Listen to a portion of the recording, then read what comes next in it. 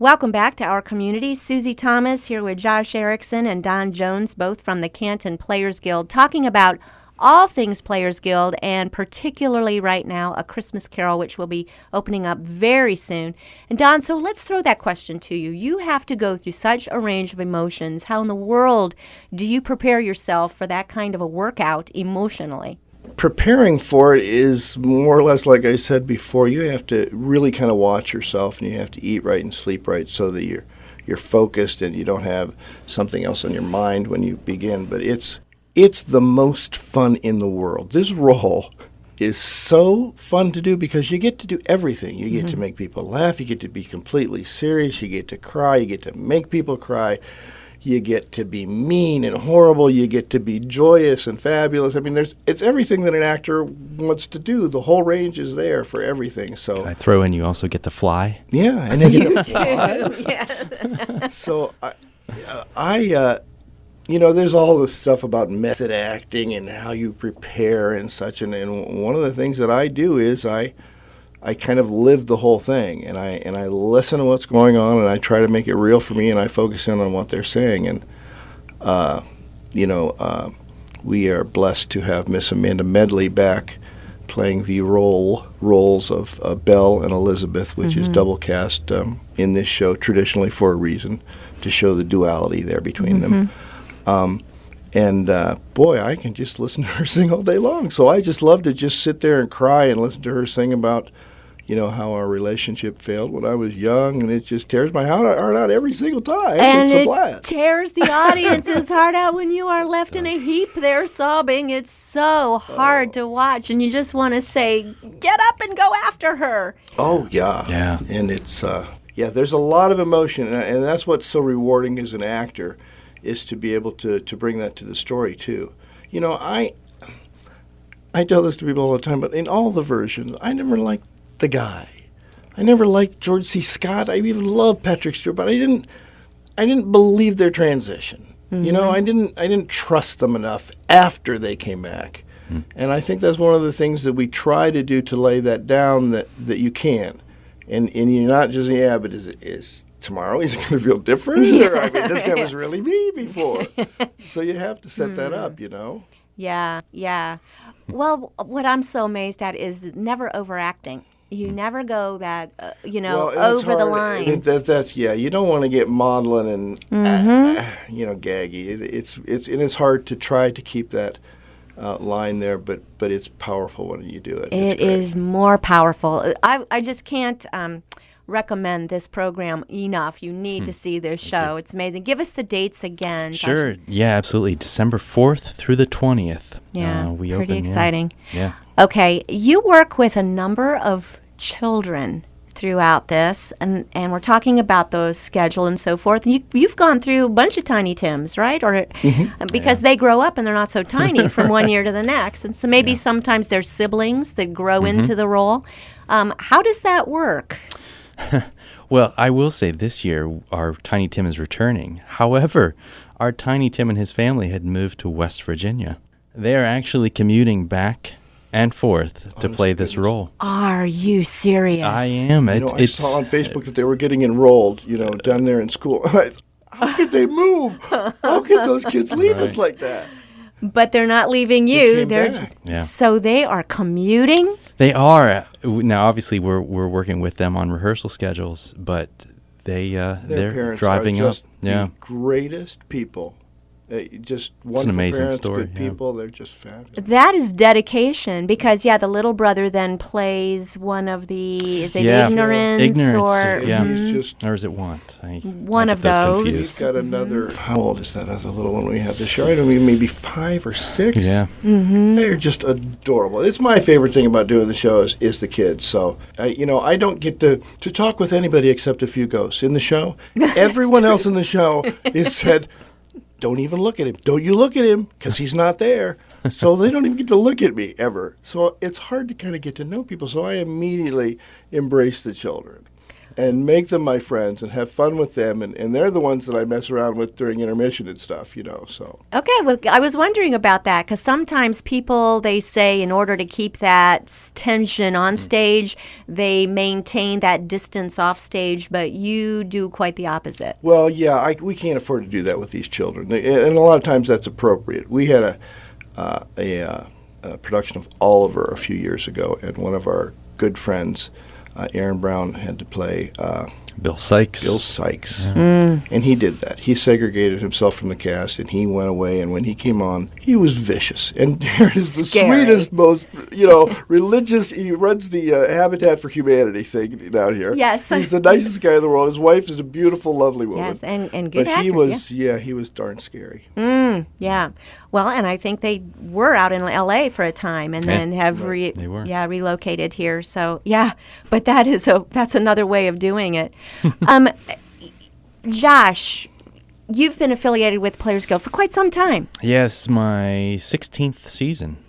Yeah, 16 years. Wow. Right out of college, pretty much. That's amazing. How has this transformation affected you as far as watching this play from year to year? You say the first time you saw it was back in the Nick Barry days. Yeah, right. So I was about 7 or 8 years old. It was probably the first or second year that A Christmas Carol premiered at the theater. My parents brought me.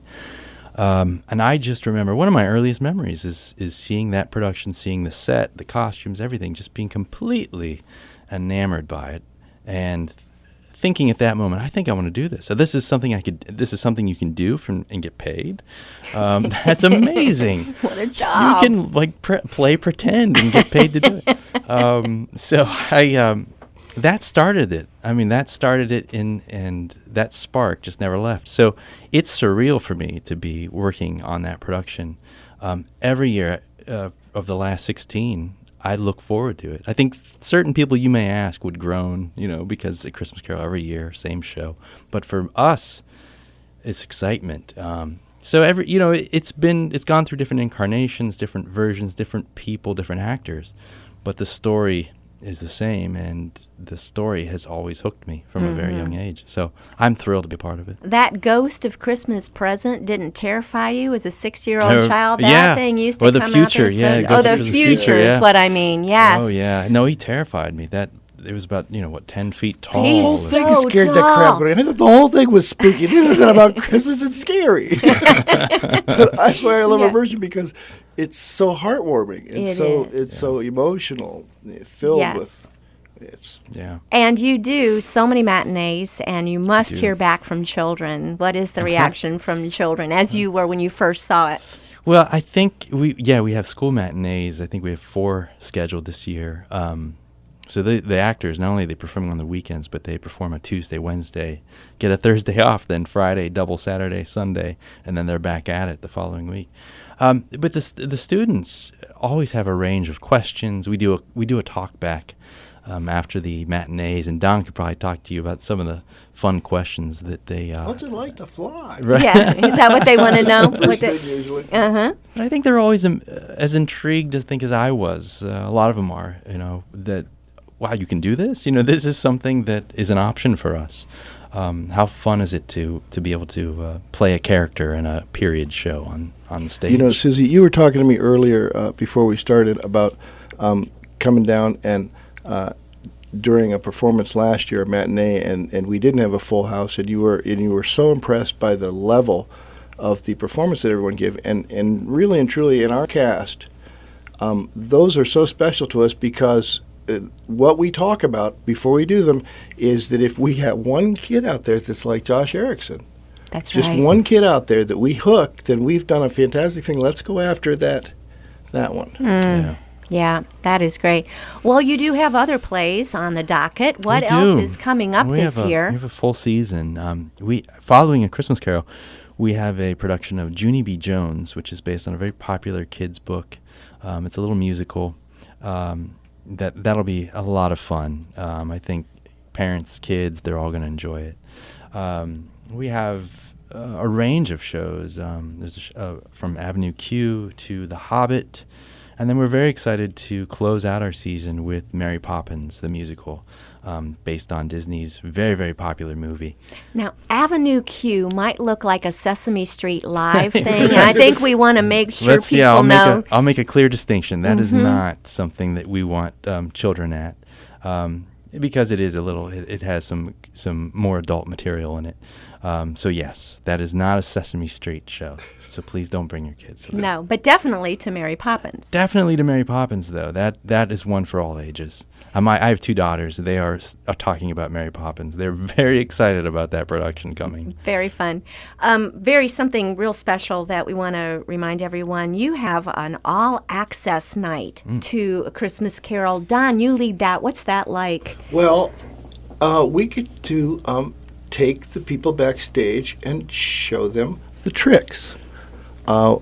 You show them all the special effects and how they do everything? Many of them, a lot of them. We also show them, just the behind-the-scenes stuff. One of the things, when I go into the Players Guild, I don't come down the elevator past the Pegasus in through the grand lobby. I come in a back door and there's like stuff there, But it's my favorite thing in the world because I love theater. I love that place, that organization. So I love to bring people back and say, look how we actually do this. You get to see the see grittiness. how this happens and look over here at how's this done. And looking up at the Players Guild is incredible because there's so much hanging up above you, lights and drops and things to run the fly for the people, and people don't think of that. It's magic. We create magic, and they don't see all that stuff normally. It is always amazing, I think, what can be done on a stage, because we're used to going to movies and seeing what can be done with film and special effects and so forth, but the special effects on a stage are even more amazing, I think, because it's all happening live right there as we go. Live theater. There's nothing like that. No. And as you say, there's all the props and so forth that, to a point, you're kind of wrecking it for everybody because suddenly they're seeing how it's all done. Yeah. But the costumes, talk a little bit about the costumes for this show. It's amazing. Oh, we very, the show takes place in Victorian England. And so they're very detailed costumes that, can probably be somewhat restrictive for the actors. I suppose it's a completely different thing to be wearing Victorian, clothing as opposed to modern day attire. But there's a lot of spectacle in the costumes, and the way they dressed during that period is very exciting, I think. Very cool to see. They knew how to dress back then, did. didn't they? Oh, man, it's great. I'd love to bring it back, but I think people just look at me strange. No, I'd be right there with you. I would dress like that in a heartbeat. The set, too, it's just candy for the eyes. The whole thing is lovely to watch. It's just beautiful. It truly is. Got to mention, Don Jones walks around this time of year with mutton chops. And do you keep those all year long, or is that for now? No, It's one of the there are wonderful things about playing this role, but walking around looking like Weird Uncle Frank from the trailer park at this time of year is not my favorite thing. And so I wear this little odd English cap to make people at least wonder why I do that. Okay, well, you're in the presence of celebrity when you pass him, and we do want to thank Josh Erickson, Don Jones, both so much for being with us this morning. Go to playersguildtheater.org. Have I got .com.